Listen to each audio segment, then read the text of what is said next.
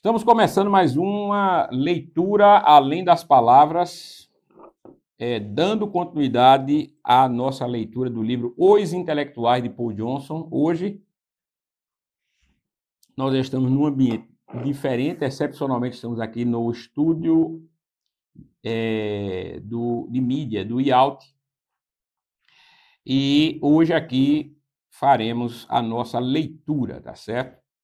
De que livro?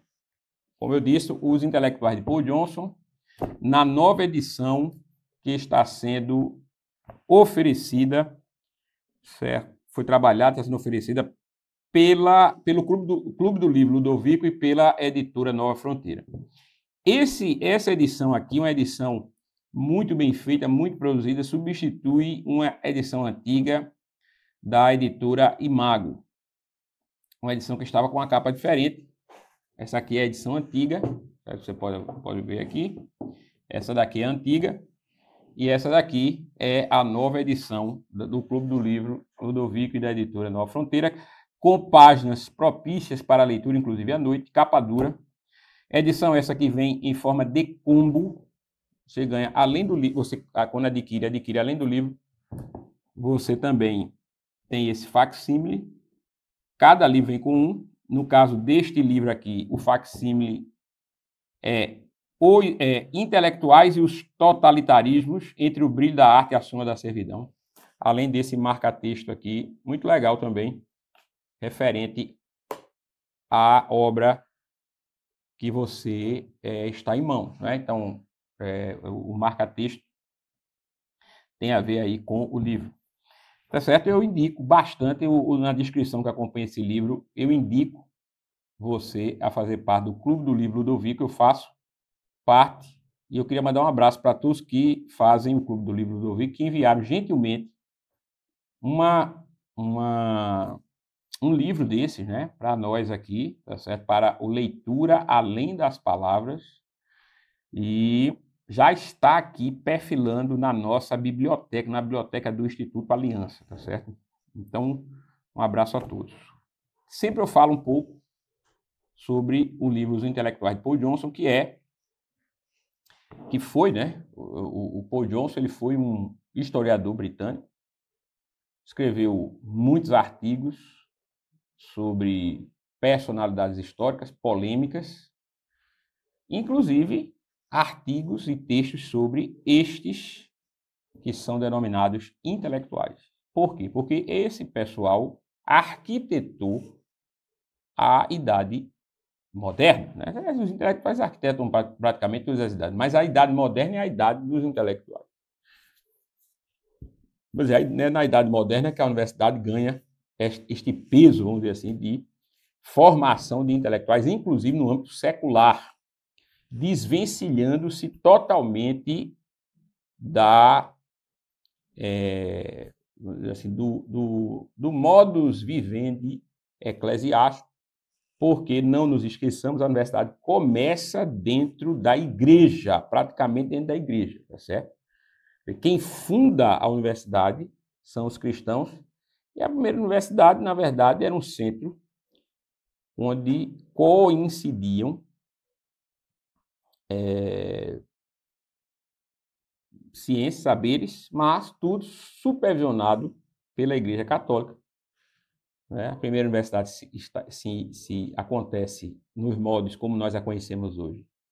Um centro realmente de diversidade, né? De unidade na diversidade, aí o nome universidade, unidade na diversidade. Essa unidade na diversidade se deu primeiramente em Bolonha, na Universidade de Bolonha, a primeira universidade do mundo, seguida aí pela Universidade de Paris, na França, e depois pela Universidade de Oxford, na Inglaterra. São as primeiras universidades do mundo. Tá certo? Então, Bolonha, Paris e Oxford. E depois a universidade vai se tornando desvencilhada, né, da Igreja Católica, ao ponto de ser uma referência para o padrão secular de conhecimento, não mais eclesiástico, necessariamente. E muito tempo depois você tem a formação de universidades livres. como a de Bruxelas, por exemplo. A Universidade Livre de Bruxelas é uma universidade totalmente secularizada, ao ponto de ter no seu corpo docente pessoas que, de fato, rejeitam a religiosidade. Né? Eu digo isso porque o filósofo que eu estudei, Perelman, né? Caim Perelman, ele foi um dos, vamos dizer assim, um dos principais nomes da ULB, da Universidade Livre de Bruxelas, na Bélgica. E é uma universidade que tem esse nome justamente porque ela é totalmente liberal, certo? Inclusive, toda a pesquisa sobre ciências da religião que a universidade tem e desenvolve não tem nenhuma associação com qualquer tipo de religião ou religiosidade. O próprio Perelman era considerado, no máximo, agnóstico. Então, você tem na Universidade Livre de Bruxelas essa tendência, que é uma tendência da modernidade tardia. O quê? A absoluta secularização da universidade. No Brasil, veja, você tem nas universidades públicas federais o mesmo viés. As universidades públicas federais no Brasil, nenhuma delas tem, agora, de uns anos para cá, é que passaram a ter, nas humanidades, um ou outro curso de pós-graduação em ciência da religião, mas mesmo assim, sob um viés absolutamente secularizado, ou seja, do padrão da ciência da modernidade. O padrão da ciência da modernidade é aquele que, a princípio, a priori, descarta qualquer tipo de causa sobrenatural para o que quer que seja. Então, tudo acontece dentro do universo material. Entendeu? Então, as universidades brasileiras, federais, públicas, portanto, elas têm, todas elas, uma fundação baseada no positivismo. E o positivismo tinha aquela pretensão de transformar a ciência no saber supremo. A ciência moderna, no saber supremo. Então, a ciência, ela responderia todas as questões da humanidade. Que a gente não sabe falar, que a gente não sabe dizer, porque a ciência ainda não deu resposta. Isso é o pensamento positivista. Então, é por isso que você não vê nas universidades federais brasileiras nenhuma associação com qualquer coisa religiosa, do que quer que seja. Entendeu? Então, muito parecido. Mas a universidade não é a criação de algo secular. A universidade é algo que foi criado dentro do contexto cristão. Não é? E por que é importante dizer isso? Porque essa é uma das ideias errôneas da modernidade e da modernidade tardia. Aquela ideia de que, por exemplo, religião e ciência não tem nada a ver, o cristianismo é um inimigo da ciência, assim como outras religiões. É o contrário, o cristianismo foi quem fundou as bases da ciência moderna. Tá certo, gente? Quem fundou foi, claro, há um respaldo grego anterior, do pensamento filosófico grego, do pensamento fisicalista grego, né, que é matemático, entendeu? Que gerou, inclusive, aquela ideia das artes liberais, que foram tão influentes na Idade Média. Ah, sim. Mas é inegável o papel do cristianismo no avanço do conhecimento humano. É inegável, tá certo? Isso é inegável. Então, esses intelectuais que fazem parte desse livro aqui, eles são intelectuais que arquitetaram a modernidade a partir de Jean-Jacques Rousseau, que foi o primeiro, do capítulo 1, que nós começamos a ler e terminamos. Depois seguimos por Percy Shelley, tá certo? Que foi, né, o personagem aqui, a pessoa do segundo capítulo, o intelectual do capítulo 2. E agora seguimos, começando hoje o capítulo 3, com a pessoa de Karl Marx. Talvez, não é? A pessoa, não é, humana, não é? Fora a pessoa de Jesus Cristo, que sempre foi influente, mas Jesus era Deus-homem, né?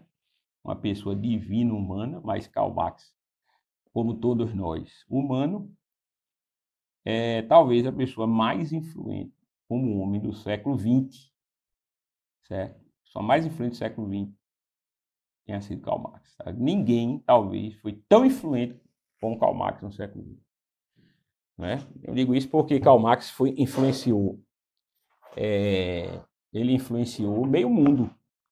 Você não tem um fenômeno desse com outra pessoa no século XX. Eu não vi uma pessoa assim de tanta influência direta como Karl Marx, né? Ao ponto de ostentar bandeiras e ícones em países mundo afora. Até o dia de hoje. Até o dia de hoje. Lembre-se, Karl Marx está no século XIX, tá certo? Nós vemos todo o século XX, as grandes transformações que o século XX viu, né? E, inclusive, se fala muito ainda, né, aqui no nosso contexto, inclusive, sobre uma corrente que foi, vamos dizer, fundada, estabelecida, teoricamente, por Karl Marx, que é o comunismo. Né? Quem disse que o comunismo morreu com a União Soviética, com a queda da União Soviética em 1991, errou drasticamente. Né? O comunismo ele se reinventa, o socialismo se inventa, abre novas frentes, defende algo seu contrário, tem uma natureza camaleônica, mas tudo isso parte do gênio, ou seja, do gênio, do pensamento, não é? Não necessariamente certo, mas considerado por muitos genial, né? Para mim, cheio de equívocos e de contradições e de erros grosseiros, inclusive, quando expostos diante da vida daquele que os produziu, que é o próprio Karl Marx. Mas considerados por muitos como sendo a carta de alforria da humanidade, não é? Aqui vai fazer a humanidade chegar numa utopia, certo? E essa utopia é uma utopia, né, que nós devemos seguir sempre. Talvez as sociedades mais genocidas da história, elas foram criadas buscando justamente essa utopia marxista. Não é? Dito isso, nós vamos aqui então para o capítulo 3 do livro Os Intelectuais, de Paul Johnson. Deixa eu pegar aqui capítulo 3, página 79, na edição nova. Na edição antiga eu não sei qual é a página. Qual é a página? 64 na edição antiga, 79 na edição nova. Karl Marx, gritando maldições colossais. Certo? Karl Marx tem tido mais influência nos acontecimentos atuais e nas cabeças de homens e mulheres do que qualquer intelectual de nossos tempos. A razão para isso não é originariamente a atração que se sente diante de seus conceitos e de sua metodologia, embora ambos representem um atrativo para as cabeças pouco rigorosas, mas o fato de que a sua filosofia foi institucionalizada em dois dos maiores países do mundo, a União Soviética e a China, e em seus muitos satélites. Então, Paul Johnson já está dizendo que as ideias de Karl Marx passam e se fortalecem e ficam, e encontram guarida em cabeças não muito rigorosas. Você já vê que Paul Johnson já começa criticando, não é? De modo geral, o pensamento marxista.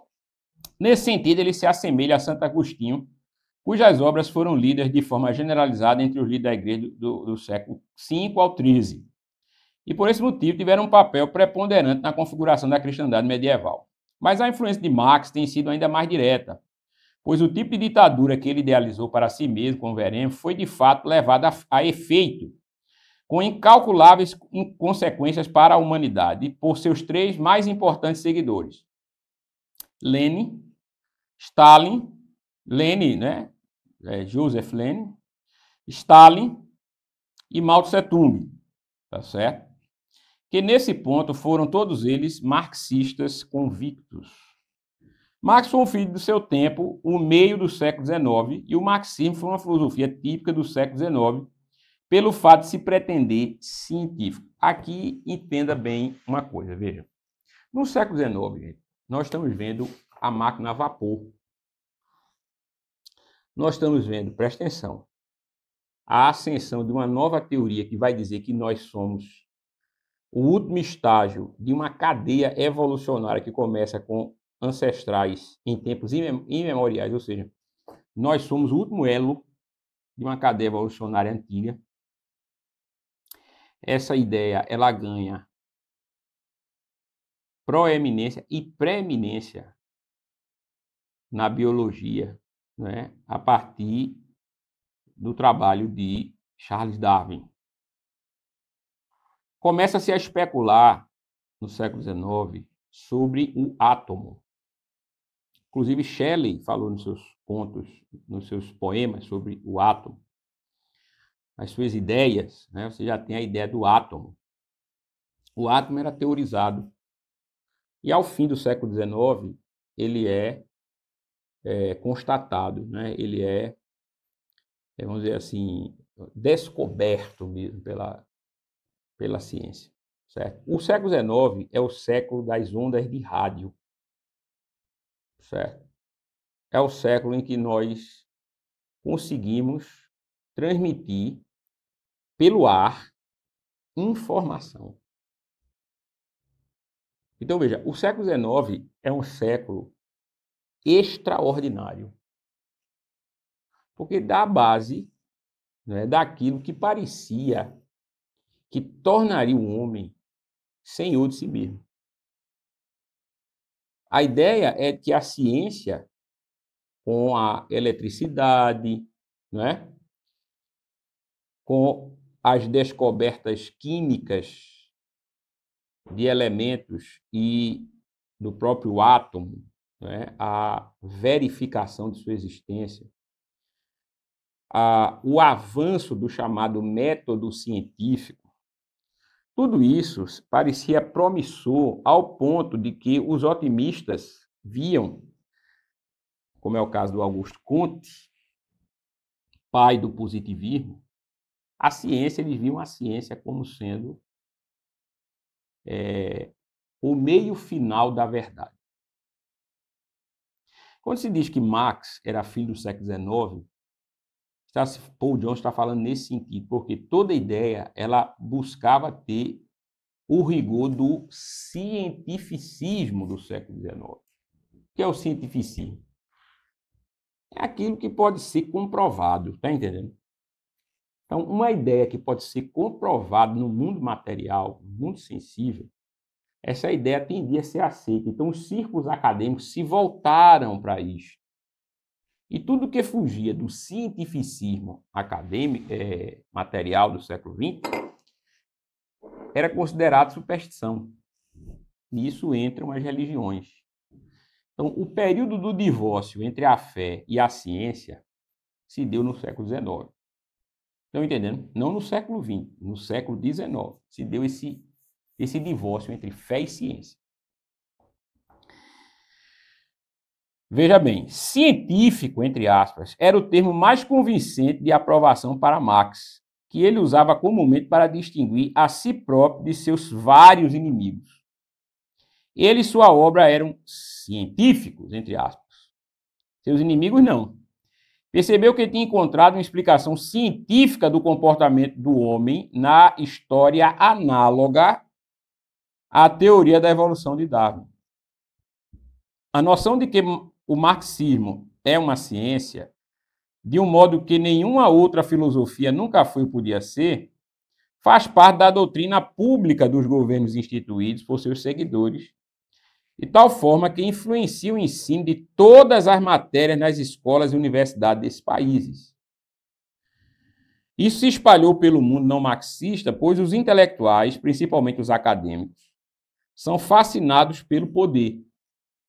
E a identificação do marxismo como autoridade física poderosa induziu muitos professores a acolherem a ciência marxista em suas próprias disciplinas, especialmente nas matérias não exatas ou quase exatas, como economia, sociologia, história e geografia.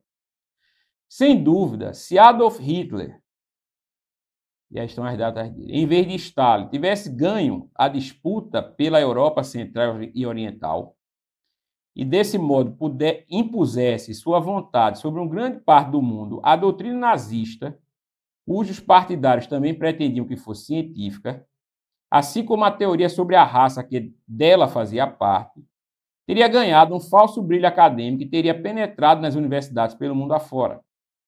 Porém, a vitória militar assegurou que a ciência marxista, mais do que a nazista, prevalecesse. E é por isso que você tem uma ciência marxista que nas humanidades influencia o quê? Quase tudo. Veja, influencia a geografia. Se geografia lida com coisa, não, senhor. Tem uma coisa chamada geografia humana. E o que é a geografia humana? São as observações acerca de avanços e de questões que têm a ver com economia, com cultura, com desenvolvimento humano, fazem parte da geografia. Então, a geografia humana lida com questões humanas e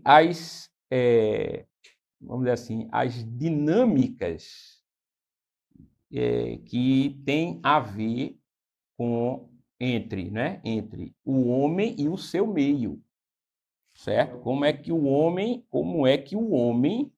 ele influencia o meio onde ele está, em todos os sentidos que você imaginar, inclusive no sentido econômico. Então, a geografia humana, ela lida com questões econômicas, culturais, ambientais, políticas, etc. Você também tem a história, não precisa nem dizer como influencia, né? Você tem a sociologia, né? A sociologia, que também é uma ciência que vai se desenvolver no século XIX, nasce sob as mesmas premissas. E por que não dizer a filosofia? Veja que a filosofia marxista, sem dúvida nenhuma, o pensamento de Karl Marx como filósofo, talvez seja o mais estudado na filosofia ocidental. Tá certo? Talvez hoje em dia, né, na atualidade, ele esteja assim, ele seja rivalizado, por exemplo, com a filosofia analítica, a filosofia da linguagem, mas em termos de penetração e de abrangência, em termos de penetração na sociedade e abrangência, não se compara. Você não pode comparar a penetração da filosofia analítica da linguagem, a filosofia da ciência, a filosofia da mente com a filosofia política de espectro marxista. Veja, essa aí é muito mais penetrante e influente, sem dúvida nenhuma. Vai me entendendo? Quer dizer, isso é importante. Então, o Paul Johnson ele faz, mais uma vez, uma constatação precisa, viu, da realidade. Influencia as ciências, principalmente as ciências humanas, né? E se o nazismo tivesse ganhado, talvez as doutrinas nazistas tivessem preeminência hoje, assim como as doutrinas marxistas tiveram, porque a União Soviética ganhou, né, a guerra juntamente com os aliados ocidentais. Segundo parágrafo da página 80. Por conseguinte, o que devemos perguntar em primeiro lugar a respeito de Marx é: em que sentido ele era um cientista, se é que o era?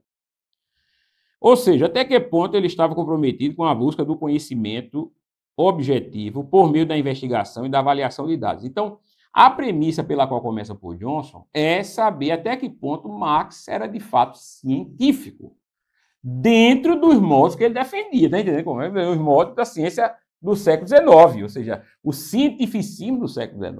Tudo bem, mas até que ponto ele era realmente científico? Né?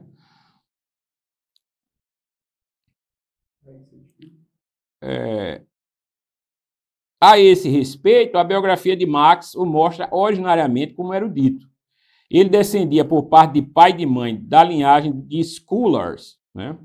Seu pai, Heinrich Marx, 1777 a 1838, um advogado cujo nome original era Richard Halevi Marx, era o filho de um rabino estudioso do Talmud, descendente do famoso rabino Eliezer Halevi de Mainz, cujo filho, Yehuda Mintz, era diretor da escola talmúdica de Pádua.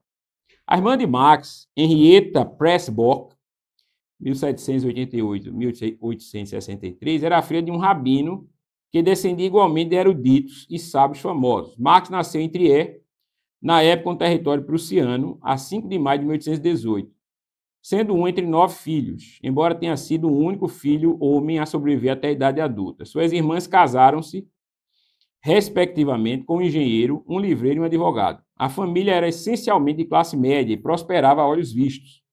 O pai era um liberal e foi descrito como sendo um verdadeiro francês do século XIX, que sabia ser o Voltaire e ser o Rousseau de trás para a frente. Então, veja só, era um liberal, quer dizer que ele não estava preso às convenções tradicionalistas do judaísmo. Então, era um judeu liberal. Pastor Arthur, já existiam judeus liberais nessa época? Como existiu? É a mesma coisa. Você perguntasse no século XIX, é cristianismo liberal? Claro que sim, o cristianismo liberal estava em ascensão total, certo? No século XIX. Eu não vou entrar nessas questões, mas é claro que existiam, sim. Não é? Esse liberalismo quer dizer que o camarada não está preso às convenções do tradicionalismo ou do conservadorismo na área em que ele se encontra. No caso aqui, a área era o pensamento judaico tradicional. Então, eles eram conhecedores do Talmud, mas veja, ele era um francês do século XIX, conhecendo o seu Voltaire e o seu Rousseau de trás para frente. Veja, isso indica muito, isso fala muito sobre a formação de Marx, né? Pelo menos em termos familiares, tá certo? Ou tu pega um... Pode pedir ali, se quiser, um ameno. Paramos aonde aí? Seguindo, né? Seguindo um decreto prussiano de 1816 que proibiu os judeus de ocupar os cargos mais elevados na advocacia e na medicina, tornou-se protestante e, a 26 de agosto de 1824, batizou seus 6 filhos. Então, Marx tornou-se um judeu de origem, não é? Um judeu de origem que se converteu ao protestantismo em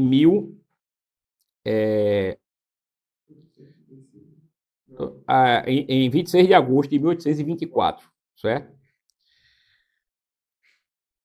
E batizou seus filhos, né, em 1824. Marx foi crismado aos 15 anos e parece ter sido por algum tempo um cristão fervoroso. Cursou o antigo segundo grau jesuíta, nessa época secularizado, e a Universidade de Bonn. De lá foi para a Universidade de Berlim, que era, nessa época, a de melhor ensino no mundo. Nunca recebeu nenhuma educação judaica, nem se esforçou para ter tal educação, e nunca demonstrou nenhum interesse pelas causas dos judeus. Porém, posso dizer que ele desenvolveu peculiaridades típicas de um certo tipo de erudito, principalmente os talmúdicos. Qual foi? A tendência de acumular massas imensas de dados assimilados pela metade e de planejar obras enciclopédicas que nunca eram terminadas. Um enorme desprezo por todos os não eruditos e uma agressividade e irascibilidade extremadas ao lidar com outros eruditos. Na verdade, praticamente toda a sua obra tem a característica básica de um estudo talmúdico. É essencialmente um comentário a respeito ou uma crítica do trabalho de outros estudiosos do mesmo campo. Talmud é isso, viu? Talmud é um conjunto de críticas, de comentário, nada mais do que isso. Alguns comentários que têm o seu valor, mas alguns comentários absolutamente estapafúrdios, tá certo? Que não tem base nenhuma na realidade, a não ser no pensamento dos rabinos, tá certo? E eu vou dar um exemplo do Talmud, disso que eu estou falando, né? Os comentários a respeito de Cristo são totalmente infundados, baseados em nada, baseados em fofoca, em conversa aqui na época, que existiam mais para descredenciar a pessoa de Jesus. Você não tem fontes fidedignas, a não ser os rabinos que eram contrários ao avanço do cristianismo. Entendeu? Fora isso, se você casar algumas dessas informações que eu acabei de dar com a chamada mitologia judaica acerca das histórias a partir do Antigo Testamento, você vai ver que os judeus são inventores de fábulas. Né? O Antigo Testamento é uma coisa diferente porque tem um caráter revolucionário e tem uma linha que conecta todas as histórias, não permitindo que as histórias se contradigam, viu, gente? Você pode ter algum tipo de discrepância nos relatos. Essa discrepância mostra muitas vezes mais alguma coisa relativa à cópia, copista, algum problema assim, do que realmente uma contradição. o que é um milagre, porque o Antigo Testamento ele tem aproximadamente 1000 anos de história, o Antigo Testamento literário. Então, você pega o Antigo Testamento e coloca ele numa mesa, para você ver o fio condutor, ele não se contradiz. Do mesmo jeito o Novo. Mas as obras de rabinos judaicos, que formam os comentários, né, inclusive o Talmud, certo? Elas são, em muitos aspectos, sim, contraditórios, não seguem um fio condutor, interpõem-se entre si, muitas vezes combatendo-se, combatendo ideias que existem nelas próprias, ou seja, se contradizendo. Tá certo? Então, quando você tem isso, você tem que ter muito cuidado com a tradição. Por quê? Porque a tradição se contradiz. Se a tradição se mostra contraditória, é porque ela tem a característica da imperfeição. E qual é o problema em relação aos rabinos e aos ensinos judaicos a partir de então? É porque eles tratam a tradição hebraica como se ela fosse inerrante, certo? Mas não é. Não é inerrante. Pelo contrário. Entendeu? Algumas, inclusive, até apontam para a própria, característica errante, certo? Não inerrante, errante da tradição.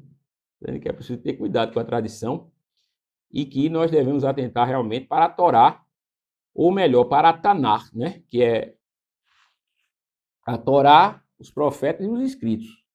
Esses sim, os livros sagrados, o cânon judaico, que é o nosso Antigo Testamento.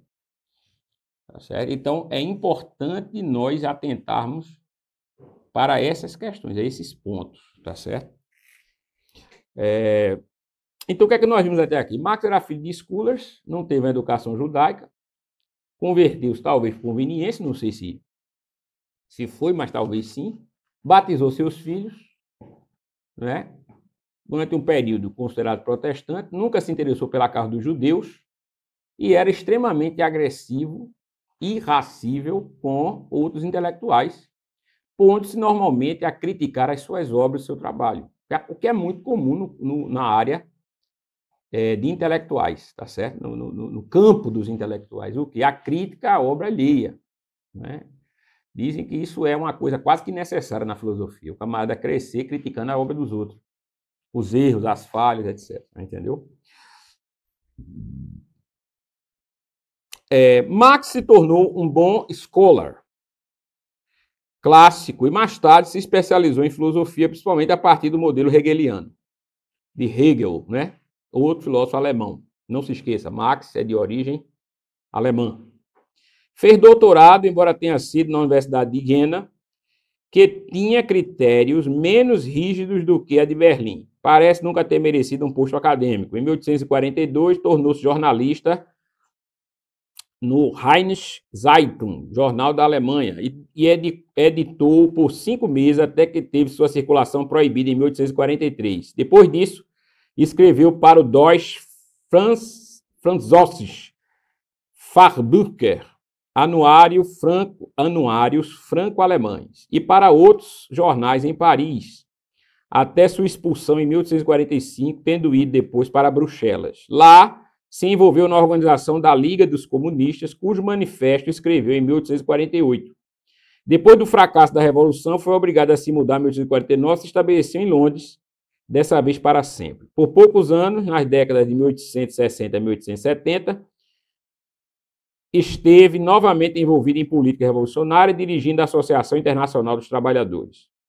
Porém, a maior parte do seu tempo em Londres, até sua morte em 14 de janeiro de 1883, ou seja, por 34 anos, passou no Museu Britânico procurando material para um gigantesco estudo sobre o capital e tentando dar a ele uma forma que o tornasse publicável. Viu um volume ir para o Prelo, 1867, mas o segundo e o terceiro foram compilados a partir de suas anotações por seu companheiro Friedrich Engels, 1820 a 1895, e foram publicados após a sua morte.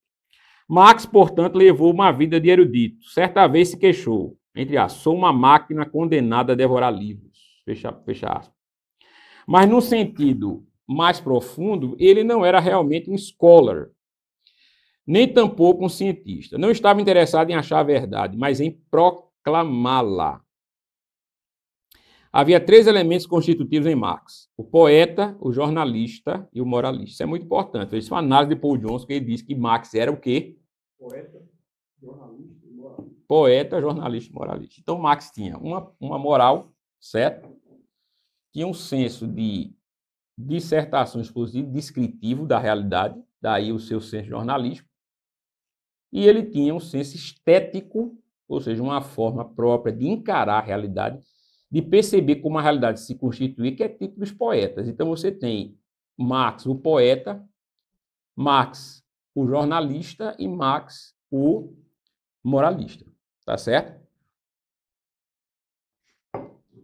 Cada um deles tinha sua importância. Juntos e combinados com a sua enorme vontade, tornavam-se um escritor e um profeta formidável. Mas não havia nada de científico nele. Na verdade, em todos esses aspectos, ele era anticientífico. Paul Johnson está afirmando que Karl Marx era o contrário daquilo que ele proclamava ser. Estão entendendo, gente? E agora nós vamos ver por quê. Por isso que eu gosto dessa leitura de Paul Johnson, porque ele mostra, ele revela, como nós vimos com Jean-Jacques Rousseau e com Percy Shelley, nós vimos que e vemos como Karl Marx, veremos agora como Karl Marx, na verdade, ele, como esses dois que vimos antes, ele é o contrário do que proclama, certo? O contrário do que ele diz. O poeta em Marx era muito mais importante do que geralmente se supõe, muito embora suas metáforas poéticas logo tenham sido incorporadas à sua visão política. Começou a escrever poesia quando ainda era um garoto, em torno de 2 temas principais: seu amor pela garota da porta ao lado, Jane von Westphalen, de descendência prussiano-escocesa, com quem se casou em 1841, e a destruição do mundo. Escreveu uma grande quantidade de poesia, 3 volumes manuscritos que foram enviados a Jane, herdados pela filha deles, Laura, e desapareceram em 1911 após sua morte. Porém, as cópias de 40 poemas se conservaram, inclusive uma tragédia em verso, Ulanem, incompleta, que Marx tinha esperanças de que viesse a ser o Fausto de sua época. 2 poemas tinham sido publicados na Ateneu, de Berlim, a 23 de janeiro de 1841. Intitulavam-se Canções Selvagens, e a selvageria é uma marca característica de seus versos, juntamente com um intenso pessimismo no que diz respeito à condição humana, ódio, uma fascinação pela decomposição e pela violência, pactos de suicídio e pactos com o demônio. Entre aspas, nós estávamos acorrentados, alquebrados, vazios, amedrontados, eternamente acorrentados a esse bloco marmóreo do ser, escreveu o jovem Marx. Outra frase sua: somos os imitadores de um Deus insensível. Fecha aspas. Ele próprio, representando Deus, diz, entre aspas, gritarei maldições colossais à humanidade. Fecha aspas, né? E sob a superfície de grande parte de seus poemas está a ideia de uma crise mundial generalizada que aumenta. Gostava de citar o verso de Mefistófeles, do Fausto, de Goethe. O verso é o seguinte: tudo que existe merece perecer. Utilizou, por exemplo, em seu pequeno tratado contra Napoleão III, o 18 Brumário, e ele manteve por toda a sua vida essa visão apocalíptica de uma catástrofe imensa e pronta para se abater sobre o sistema vigente. Estava na poesia, foi o pano de fundo do Manifesto Comunista de 1848 e foi o clímax do próprio O Capital, de 1867. Marx, em suma, é um escritor escatológico do começo ao fim. É digno de nota, por exemplo, que no projeto original de A Ideologia Alemã, 1845 a 1846, ele tem incluído uma passagem que lembra bastante seus poemas a respeito do dia do juízo. Olha só. Quando os reflexos das cidades em chamas forem vistos nos céus, e quando as harmonias celestiais consistirem das melodias de La Marseillaise, e de lá Carmagnole, tendo como acompanhamento canhões rimbombantes, enquanto a guilhotina marca o tempo e as massas inflamadas gritam: saíra, saíra, você ficará bem, você ficará bem. E a autoconsciência está pendurada no poste de luz. Fecha aspas. Mais uma vez, há ecos de Ulanen no Manifesto Comunista, quando o proletariado leva o manto do herói. O tom apocalíptico dos poemas irrompe em seu terrível discurso de 14 de abril de 1856. Que discurso é esse? Entre aspas, a história é o juiz, seu carrasco, o proletariado. O terror, casas marcadas com a cruz vermelha, metáforas de catástrofe, terremotos, lava fervente saindo da crosta terrestre que se quebra.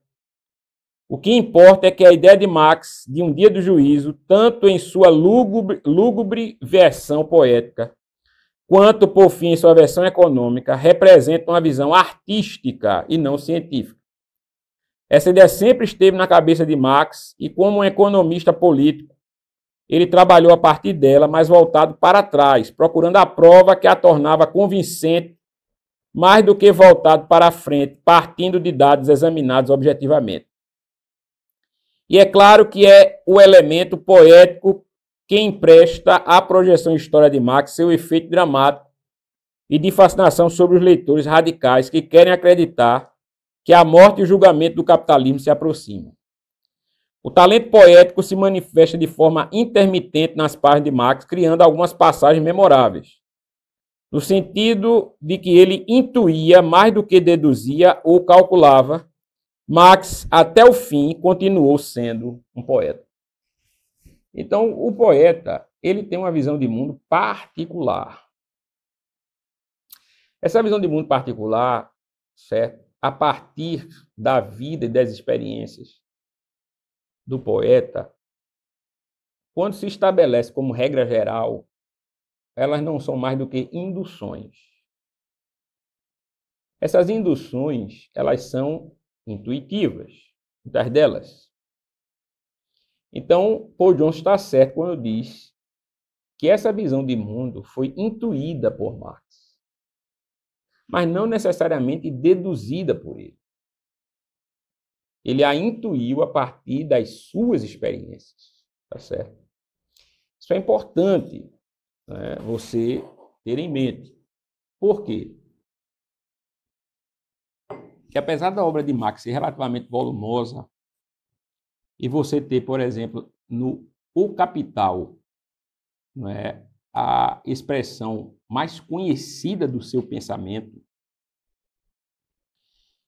é importante que você atente para o fato de que a análise de Marx, ela culmina muito mais em dados que não são produto de dedução científica, mas de intuição filosófica. Isso é um ponto importante. A intuição filosófica, a intuição, de um modo geral, e a filosófica, de modo particular, que é sobre a qual estou falando, ela precisa encontrar um respaldo na realidade, que a confirme. Quando você não está preocupado em encontrar a verdade na realidade, tá certo? Mas a realidade naquilo que você entende como verdade, você vai seguir o processo oposto. Você vai trazer a realidade para a intuição que você tem. Você vai começar a medir a realidade pela intuição que você tem. E não o contrário. Você deve medir a realidade a partir da verdade. E para isso você tem que ter em mente bem, de modo claro, esclarecido, o que é a verdade. Estão entendendo ou não? Porque senão você não tem como parametrizar a realidade. É necessário que você conheça bem aquilo que é verdadeiro, para que você, na realidade, possa comparar dados e dados e separar o verdadeiro do falso. Porque nem tudo que está na realidade é verdadeiro. Entendeu? Há muitas coisas que estão na realidade, mas que são falsas. Por exemplo, a mentira. A mentira é real, mas não é verdadeira. Entendeu? Então, se eu não sei distinguir isso bem, aquilo que creio ser verdade pode ser, na verdade, um engano. E pior, um auto-engano. Um engano que cometo de mim para comigo mesmo. Se eu estou enganado a partir de mim em relação à realidade, e se eu me torno influente, apesar dos meus enganos, enganarei a muitos. Está entendendo ou não? Eu me engano e vou enganar muito, enganarei a muitos. Este é o problema. Então, veja, é claro que é necessário um critério para que eu não me engane, não me iluda. E nós vamos ver que a Karl Marx faltava este critério. Por quê? Porque ele queria trazer a realidade à sua verdade.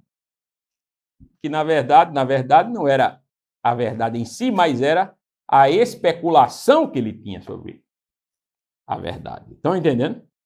Então, se a realidade é aquilo que eu entendo ser verdade, sem critério, eu estou cometendo o processo inverso daquilo que deveria ser realmente o científico. Porque o que é ciência? A ciência é o seguinte: se eu não tenho a verdade, especulo, eu vou buscar meios de encontrá-la na realidade, testo, e se a testagem, dentro daqueles parâmetros que realmente revelem a verdade, funcionarem, então eu abraço aquilo como verdadeiro. Estão entendendo, gente? Eu vou buscá-la na realidade e não a partir de mim mesmo, fazendo com que a realidade se dobre àquilo que eu entendo ser verdade. Então são coisas diferentes, veja, são coisas distintas aí. E às vezes alguns dos maiores pensadores incorreram nesse erro. Por quê? Porque eles presumem mais do que concluem. Entendeu? A presunção de verdade, a partir da falta de análise, é perigosíssima. Então, quando o professor Olavo de Carvalho dizia que o brasileiro é um povo que acredita naquilo que ele mesmo disse, ele está falando de uma coisa ainda mais, veja, ainda mais curiosa e ainda mais delirante. Que é o seguinte: o cara nem intuiu, ele apenas achou, opinou, e ele acredita piamente naquilo que ele mesmo opina. Você está entendendo como é? E como é que a gente sabe que é assim? Porque o camarada pensa, eita, deve ser assim, então pronto. Isso não é comum no nosso meio? Hã? Deve ser, então pronto. Então, essa visão sobre essa abertura sobre o Karl Marx, né, vai ser embasada aí através dos dados que o Paul Johnson vai dar, tá certo? No livro. Nós ficamos aonde aí? Estamos aonde? Na página... É isso mesmo, né? Página 83, na nova edição. Porém, ele também foi um jornalista em alguns aspectos bons. Marx achava não apenas difícil, mas impossível planejar um livro grande, quanto mais escrevê-lo. Mesmo o Capital se constitui de uma série de ensaios aglutinados sem nenhuma ordem real. Porém, ele se sentia bem escrevendo textos curtos, penetrantes, reações opinativas no momento em que os acontecimentos se davam. Acreditava em concordância com a sua imaginação poética que a sociedade estava à beira do colapso. Assim, quase toda notícia importante podia ser relacionada a esse princípio geral, o que dava a seus textos jornalísticos uma densidade extraordinária. Em agosto de 1851, seguidor do socialista primitivo Robert Owen, Charles Anderson Dana, que se tornaram um importante dirigente do New York Daily Tribune, pediu a Marx que se tornasse correspondente político do jornal na Europa, escrevendo 2 artigos por semana a £1 cada. Pelos próximos 10 anos, Marx contribuiria com quase 500 artigos, dos quais cerca de 125 foram escritos por ele por Engels. Para ele por Engels. Esses artigos eram fartamente alterados e reescritos em Nova York, mas a argumentação vigorosa é típica de Marx. E é nesse particular que reside a força deles. Na verdade, seu maior talento era como jornalista polêmico. Utilizava epigramas e aforismos de forma brilhante, embora muitos não tivessem sido inventados por ele. Mahat criou as frases: os trabalhadores não possuem uma pátria e, entre aspas, os proletários não têm nada a perder a não ser suas correntes. A famosa piada da burguesia usando brasões feudais em seus traseiros se deve a Heinrich Heine, assim como, entre aspas, a religião é o ópio do povo. Veja que Heinrich Heine, ensaísta alemão, é o autor, segundo Paul Johnson, dessa famosa frase, né, que é atribuída a Karl Marx: a religião é o ópio do povo. Louis Blanc inventou de cada um segundo sua capacidade, para cada um segundo sua necessidade. De Karl Schaefer tirou, entre aspas, trabalhadores de todo mundo, univos. E de Auguste Blanc, ele tirou a frase: a ditadura do proletariado. Mas Marx tinha capacidade para criar suas próprias frases. Por exemplo, entre aspas, em política, os alemães pensaram o que outras nações realizaram. Outra frase, atribuída a Marx: a religião é apenas o sol ilusório em torno do qual o homem gira, até que ele comece a girar em torno de si mesmo. Outra frase de Marx: o casamento burguês é a comunidade das esposas. Outra frase: o arrojo revolucionário que permite proclamar a seus adversários as desafiadoras palavras. Não sou nada e tenho de ser tudo. Outra frase, entre aspas: as ideias dominantes de cada época foram as ideias da classe dominante nessa época.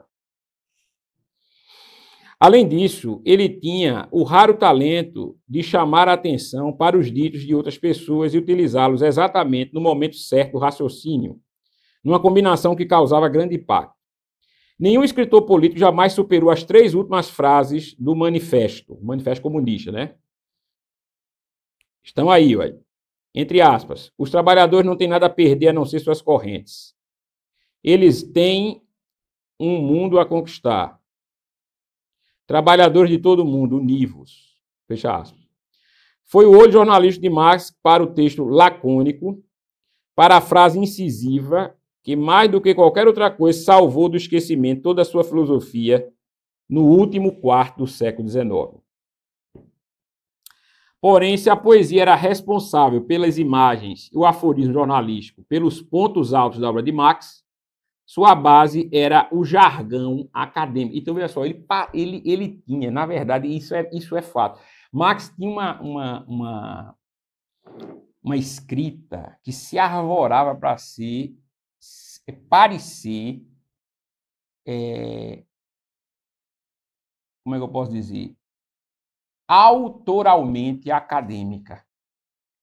Era como se a escrita autoral de Karl Marx fosse acadêmica, o que lhe conferiria, então, autoridade acadêmica. Tá entendendo? Como ele usava jargões acadêmicos, aquilo lhe conferia o quê? Autoridade acadêmica. Não é? Mas observe que nem professor universitário ele foi. Estão entendendo, gente, ou não? Então, por que eu digo isso? Eu não acho que os acadêmicos têm que ser professor universitário, não só tem professor universitário, não. Pelo contrário, mas aqueles que pensam diferente de mim, eles acham isso, que é necessário que eles podem não dizer assim, mas eles acham que é necessário que o professor, que o acadêmico, ele tenha alguma experiência universitária.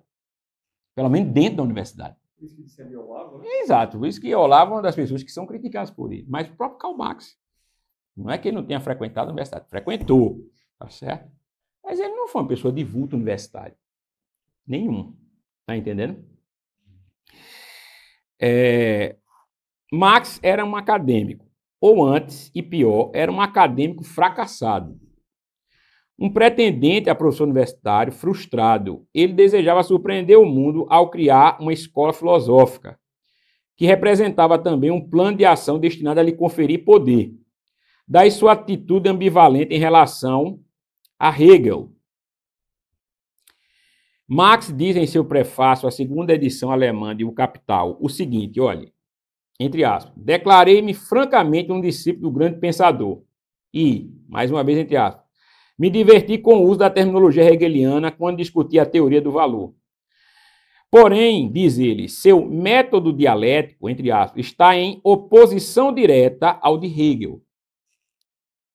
Para Hegel, o processo de pensamento é o que cria o real, ao passo que, Marx dizia, entre aspas, em minha visão, por outro lado, o ideal não passa do material quando transposto e trasladado para o interior da mente do homem.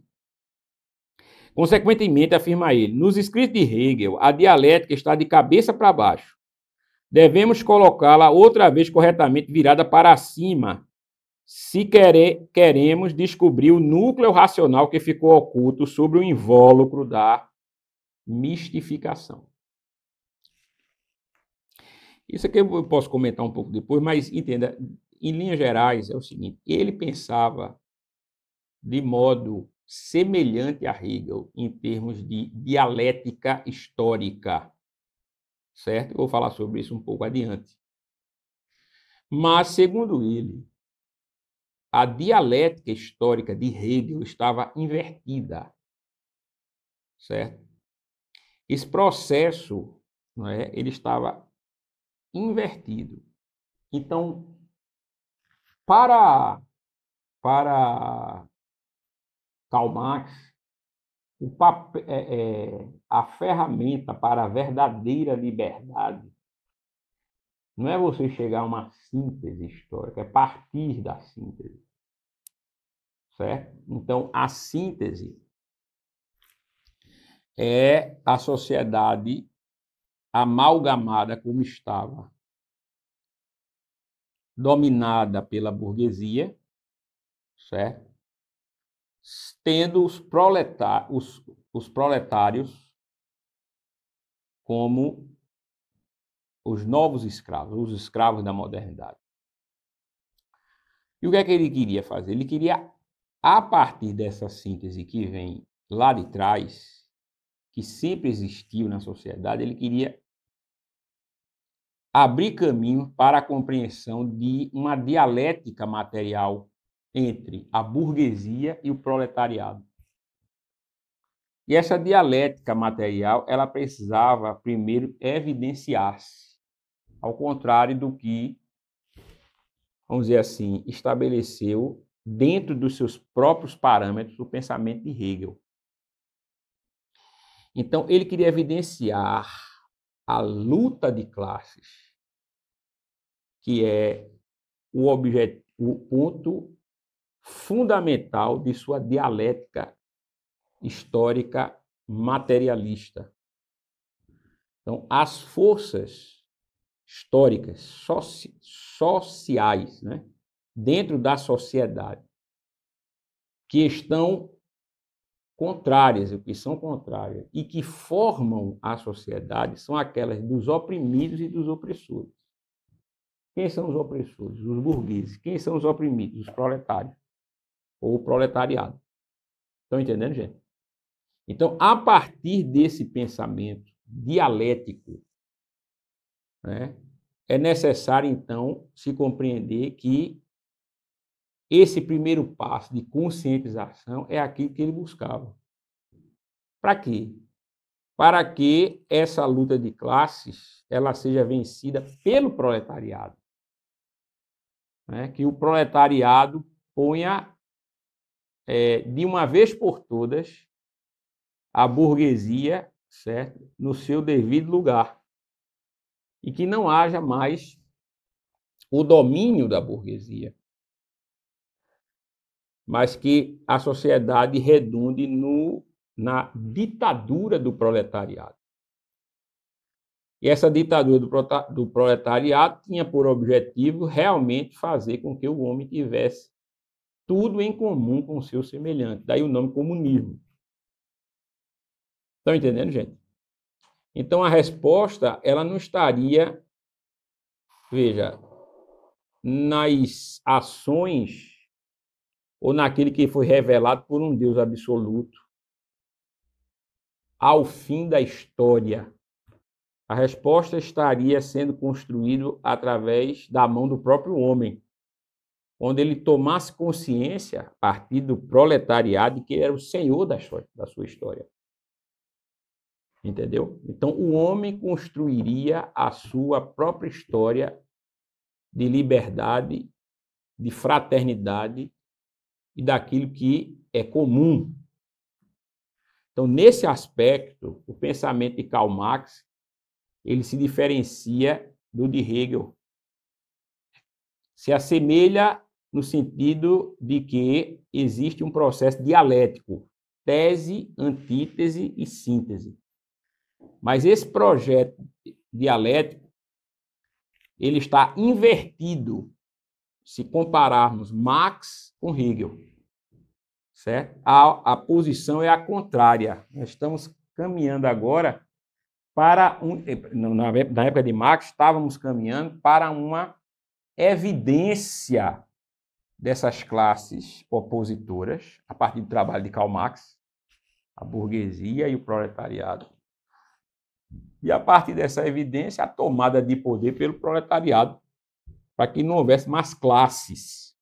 Entendeu? Só haveria uma classe. E é nessa classe, então, que se faria a ditadura do proletariado. Estão entendendo, gente? Então, em linhas bem gerais, esse é o pensamento de Karl Marx, pensamento marxista. E é por isso que é importante que você compreenda o que Paul Johnson está falando aqui. Porque ele está pressupondo que você sabe sobre o que ele está falando, e se não sabe, que você busque saber. Ele está pressupondo que você vai fazer isto, entendeu? Para continuar aqui o aprendizado daquilo que ele está passando. Né? Porque lembre-se, Paul Johnson não está escrevendo aqui, apesar do seu conhecimento vasto sobre essas questões, pelo menos mais abrangentes, mas o objetivo de Paul Johnson aqui é falar em termos históricos. Esse é o objetivo principal. Agora, claro, ele não pode abrir mão de fazer eventuais análises dos pensamentos dos intelectuais. Ele tem que fazer isso. Né? Isso torna sua obra ainda mais importante. Tá certo? Porque ele não está somente comunicando fato, descrevendo fato, expondo fato. Não, ele está expondo e relacionando esses fatos. E muitas vezes, eu repito, passam pelas próprias ideias dos intelectuais. Estão sendo expostos. Terminar aqui a leitura, né?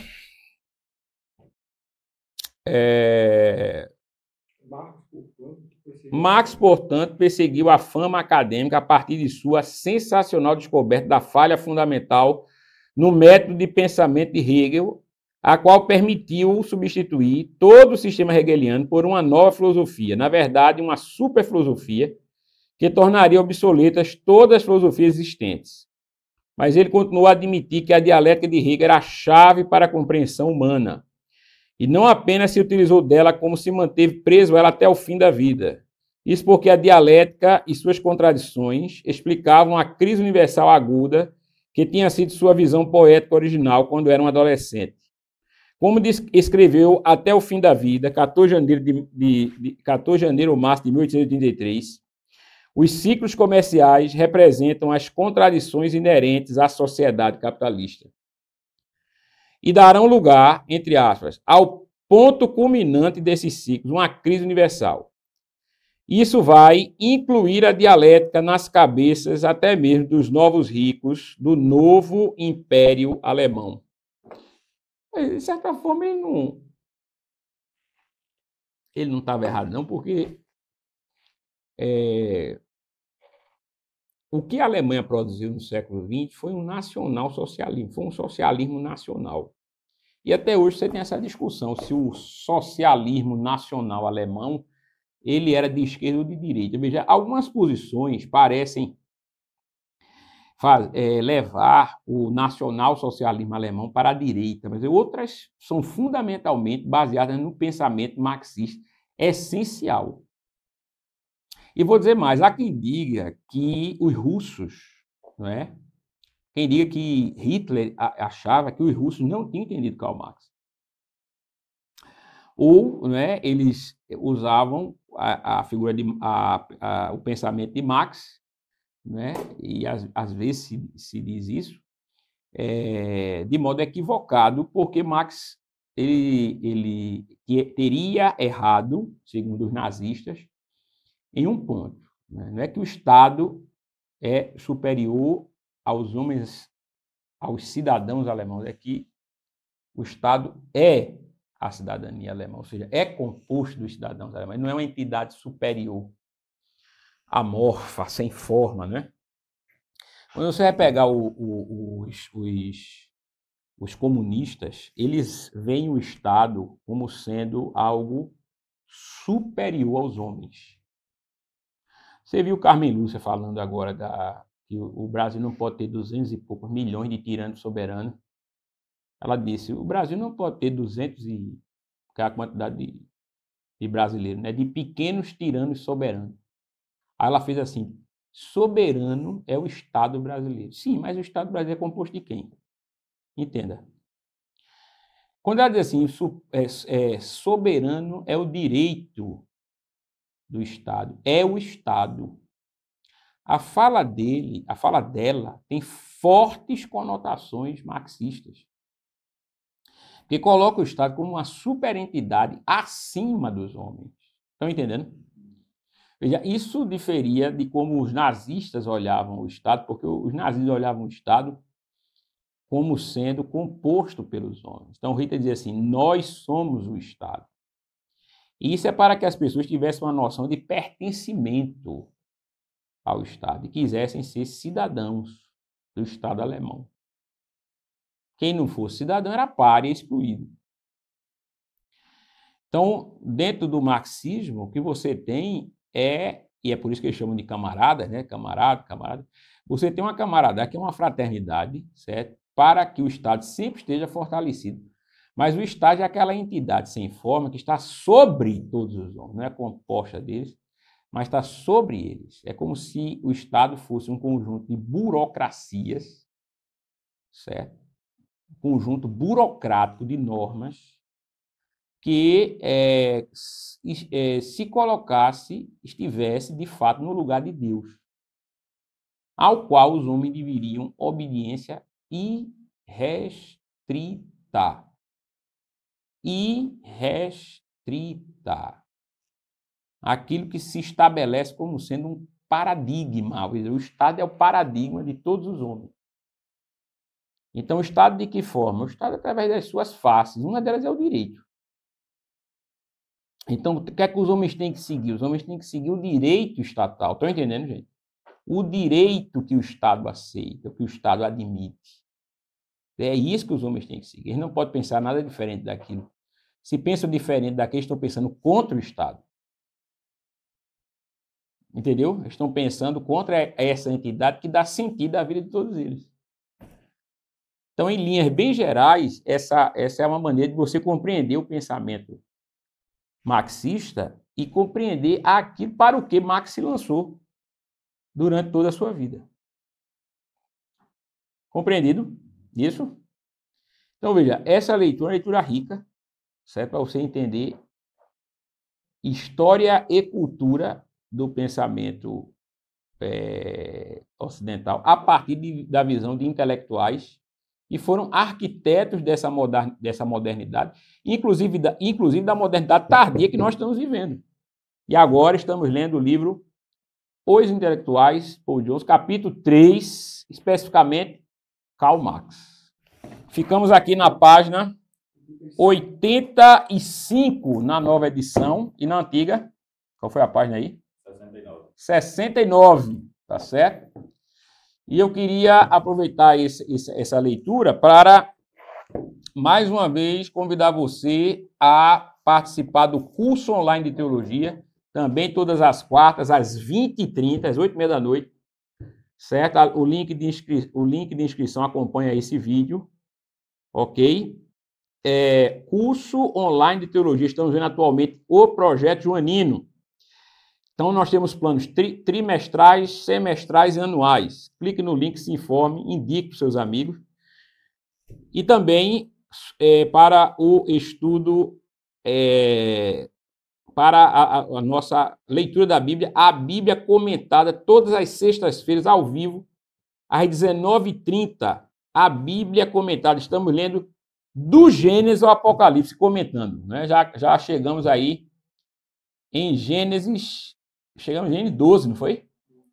Já lemos 12, já chegamos em Gênesis capítulo 12.